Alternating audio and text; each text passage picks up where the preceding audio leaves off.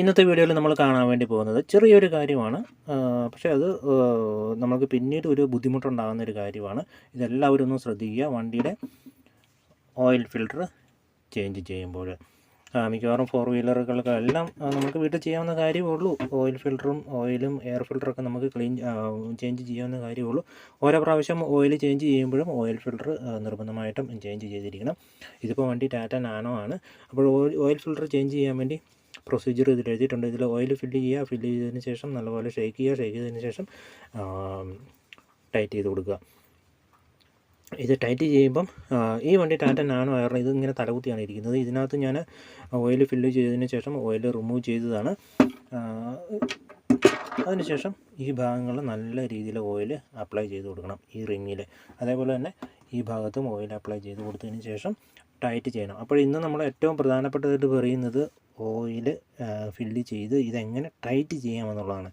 Tight ചെയ്യുന്നത് നിങ്ങൾ ഒരിക്കലും റിഞ്ച് ഉപയോഗിച്ച് ടൈറ്റ് ചെയ്ത് വെക്കാൻ പാടില്ല. ജസ്റ്റ് ഹാൻഡ് പ്രഷറിൽ മാക്സിമം നിങ്ങൾക്ക് എത്ര ടൈറ്റ് ചെയ്യാൻ പറ്റുമോ ആ ലെവലിൽ നിർത്തുക.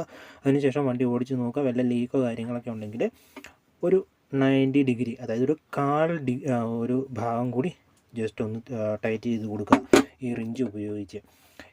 ഇത് നോക്കുക, മാക്സിമം വർക്ക്ഷോപ്പുകാരൊക്കെ ഇത് ടൈറ്റ് ചെയ്തപ്പോൾ സംഭവിച്ചതാണ്. ഇത് ഊരിയെടുക്കാൻ ഭയങ്കര കഷ്ടപ്പാടായിരുന്നു.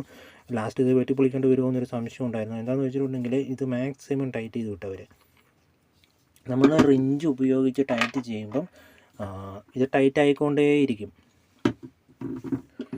പുതിയതിൻ്റെ റബ്ബർ നോക്കുക, ഇത്രയും പുറത്തോട്ട് തള്ളിയിരിപ്പുണ്ട്. ഇത് മൊത്തം ചളങ്ങി അകത്തോട്ട് കയറുന്ന സമയം വരെ നമ്മൾ റിഞ്ചിട്ട് പിടിച്ചാൽ ടൈറ്റ് ആയിക്കൊണ്ടേയിരിക്കും.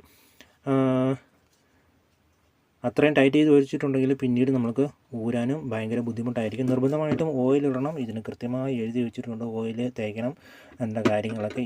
ഈ റിങ്ങിൽ ഓയിൽ തേക്കേണ്ട കാര്യമൊക്കെ കൃത്യമായിട്ട് എഴുതി വെച്ചിട്ടുണ്ട്. അതും ശ്രദ്ധിക്കുക. അതേപോലെ തന്നെ മാക്സിമം ടൈറ്റ് ചെയ്യേണ്ടത് ഹാൻഡ് പ്രഷറിൽ ഫുൾ ടൈറ്റ് ചെയ്തതിന് ശേഷം ഒരു 90 ഡിഗ്രിയും കൂടി മാത്രമേ ചെയ്യാൻ പാടുള്ളൂ.